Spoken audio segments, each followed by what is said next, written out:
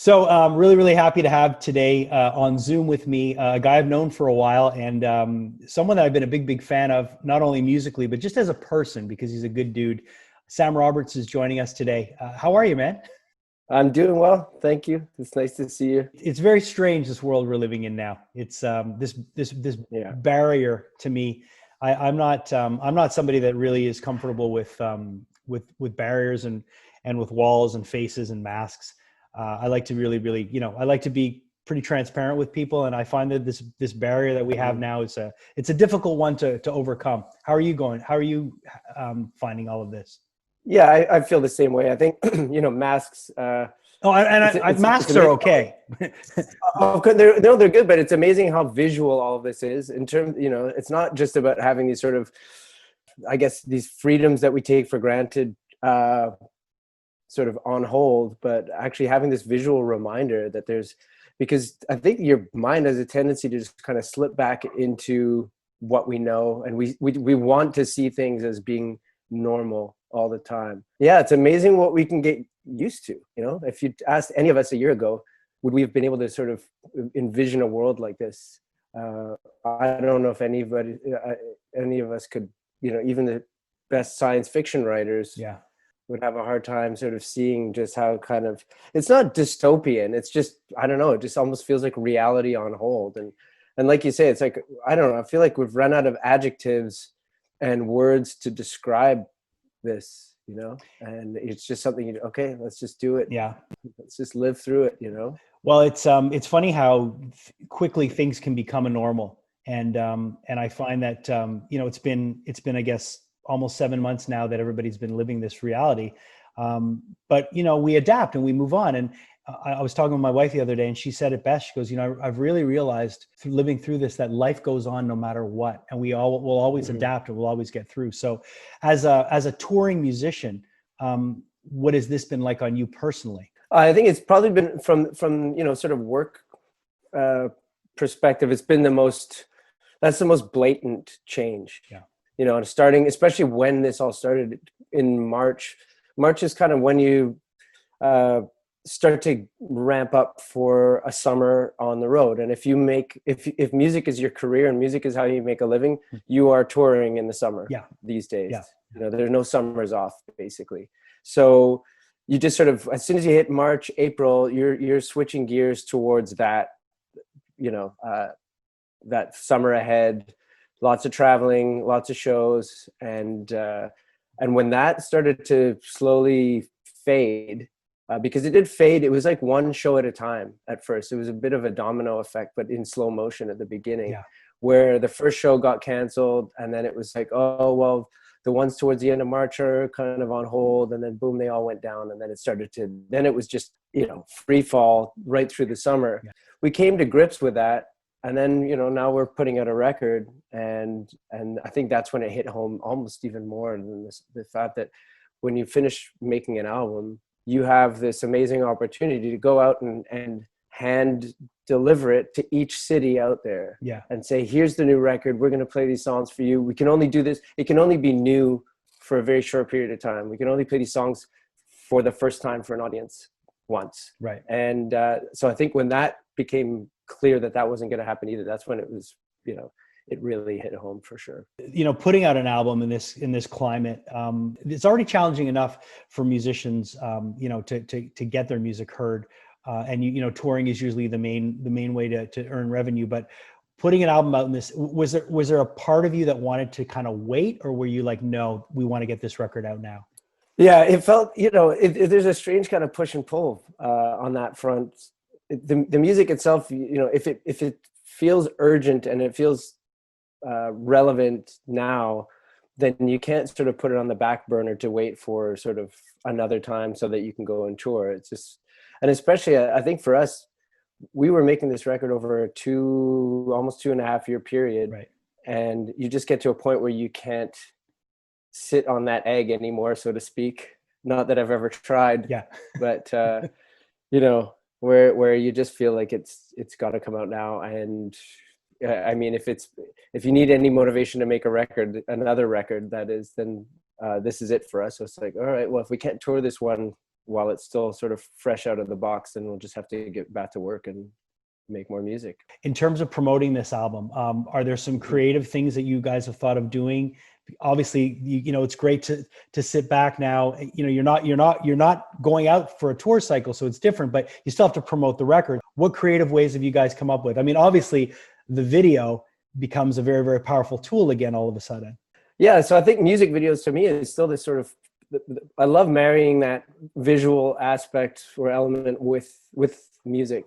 But again, we can't go into a video set and shoot anything in person. So like you say, you're constantly being forced out of the box. All the boxes that you know and you're familiar with are no longer available to you. So we made 3 music videos for this record so far, and all of which were done by remote. And, you know, I'll film myself singing on a Zoom call like this at home and send it off to the guy who's working on the video, and then he'll sort of take it into his world. And I don't want to say we're old and set in our ways, but this has been a really good challenge for a band like ours who've been doing this a certain way, I suppose, for a long time. And we have our very sort of familiar and not comfortable, but comforting processes that we kind of work through every time we put out music. And here's like, you know, it's like a big slap in the face wake up call. Like, hey, that's not going to work anymore. So you do have to go out and engage via social media and all these things that, quite honestly, I've kind of kept it at a beyond an arm's, like if I had 4 arms, it would be that arm's length, you know, for me personally. This realization that you can't sort of hide away that way anymore and just rely on the fact that you're going to be able to go out on tour and people are going to show up. So yeah, it's really kind of pushed us to push our boundaries out there. You can't take anything for granted. That's one thing I've learned in the last 7 months is you can't take anything for granted. You have to always be ready to evolve because things can change really, really quick. No, for sure. You know, and I think, again, this applies to all walks of life. And it applies to us as parents, you know, having our kids not go to school. It's not just in terms of your working life that you're having to, you know, like you say, pivot on a dime basically. But, you know, in terms of music, we've kind of, in a strange way, as much as I kind of joke about being set in our ways, we actually have had to live on a knife's edge the entire time. By entire time, I mean the length of our career. Because the music business, or the business around music, changes almost as quickly as things are changing in the news right now. So we're almost like pandemic ready. Because when we started out, it was, you know, Napster had just come out, and that's what I was going to. From that point on, the dawn of the digital age that we now sort of take for granted was a huge change in the worldview for anybody who was playing music at the time. And every 3 months, not even, you know, 3 days, things change. There's some new platform, new medium that you have to be, you know, fluent in. And so we're just constantly, there's no such thing as taking things for granted in music. If you don't have a deep level of humility when it comes to dealing with all this stuff, then you're not going to survive in the music world. And you know, you hit the nail on the head. You know, the summer of 2000 was really when music changed. When Napster invaded everybody. And I remember when Lars Ulrich from Metallica was railing against it, and everyone was saying, "Oh, guy's an old. What is he going on about?" But he really, really did have a point that, you know, musicians' intellectual property and everything was under attack. And I really feel that if the music industry, I know we're going a little off topic here, but I really feel if the music industry would have adapted the same way Netflix did, people would have paid these subscriptions right away for music. And it wouldn't have been such a hard, rough fight. But it's true. Musicians really have had to work, you know, constantly under change. And so yeah, if anything, I think this is a fight you've been training your whole career for, Sam. Exactly. This is like our ninja training, you know, or Luke Skywalker going off to train with Yoda. We do that all the time. But no, you're right. I mean, the music business didn't do itself any favors by creating this sort of antagonistic relationship with fans back in those days. And I think it's been, you know, slow, very slow to change. And again, it's, in all fairness, it's very difficult to change at the rate that things change Yeah. these days for even just an individual with a smartphone. Try to keep up. Somebody in A&R at a record label once described it as a very, very large ship that takes a long time and needs a lot of space to turn around. Yeah. And as that being the music Yeah. industry, Oh yeah. essentially. Yeah. So Yeah. yeah. But the one thing that always rises to the top is good songs. Whether you're dropping the needle on a record, whether you're listening to a file, no matter how you're consuming music, good music always rises to the top. And I think that's one of the reasons why you as a songwriter and your band has always been relevant, is because you guys always deliver. And this record's no exception to that. Well, I mean, thank you. And I'm not blowing smoke up your ass. I mean, it's no, I know, I appreciate that. It's the truth. It's the truth. I was just talking to another journalist right before we spoke, Brendan from the Gazette, who said the same thing. You know, he listened to the record. He goes, not only is he a nice guy, but man, can he write songs. You know, we've talked about all the doom and gloom stuff. Where do you draw your influences from now when you're writing a record?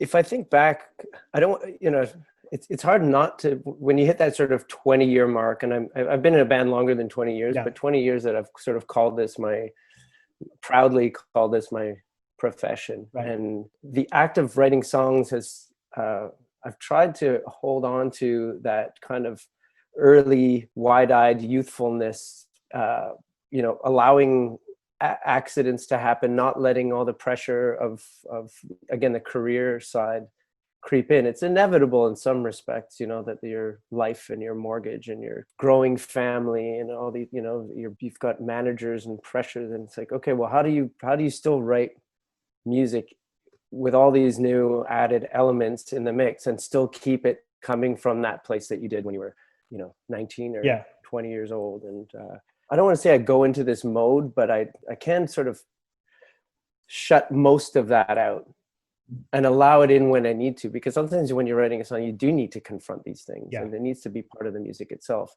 So it's sort of knowing when to just write from a place where you're just so completely locked into what you're doing that you're able to sort of shut out all these outside pressures, and yet at the same time knowing where those outside pressures can kind of help you to tell the truth through your songs. And I think that that's ultimately, and it sounds super vague, but how do you tell the truth when you're writing words, and how do you tell the truth when you're writing music too? And that's based purely on feeling. Right.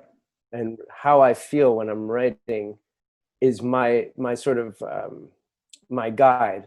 Right. If I'm looking to my left, I've got a keyboard over here. If I'm playing this keyboard and whatever I'm playing comes out and makes me feel good, I take that as a sort of green light, and I follow it. Right. And hopefully it connects with another green light. And as soon as I hit a yellow light or a red light, I start going backwards. So it's always just based, if I have a method, so to speak, it's just based purely on how am I reacting emotionally to what I'm doing. Yeah. That happens much more fluidly for me in terms of writing the music itself. Because you just get, you get goosebumps, you're feeling all these things, and then you write this music, and then all of a sudden it comes down to writing the words. What happens then is, who knows? Yeah. And my biggest problem with all of that is, like, don't ruin all this nice music that you've written with crappy lyrics, with words that, with crappy lyrics that take away from it, but also that sort of do it an injustice, so to speak. So then the challenge, and like this last record, the music came out really, I don't want to say easily, but freely. Mm-hmm. And then it came to writing words, and everything I wrote just bounced off of it. It was like the music was just sort of rejecting the organ all the time, saying, no, this isn't it. And through that sort of process of rejection, you end up getting closer and closer to the realization that you're not being honest enough, you're not singing from the heart enough. And as soon as you start doing that, then the music just sort of lets it in.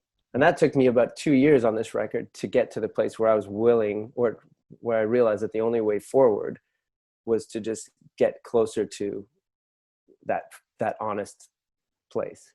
And as soon as I did, I sort of wrote from that place, as kind of shy as you are to write music from that, to reveal something of yourself, to know that you are going to share that with people. As soon as I started writing from that place, it just it started to move again, but yeah, that to me is the ultimate challenge, really, is getting that place where you feel like you really feel like you're writing from a truthful perspective. I think the one thing you can rely on is Sam Roberts always delivering good music. So thank you for that. And thank you for writing from that honest place, because listen, it's not, whenever I get a new Sam Roberts record, I know it's going to be good.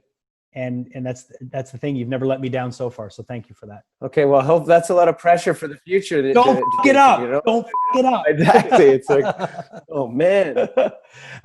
Listen, thanks for taking the time to chat today, man. I really appreciate it. And it's always a pleasure, man. It's good to see you. I can't wait till we can see each other face to face, because it'll be nice. I know. The next time we chat, hopefully sitting over a coffee somewhere, and but those bright days are ahead. So, fingers crossed. All right. Thanks, man.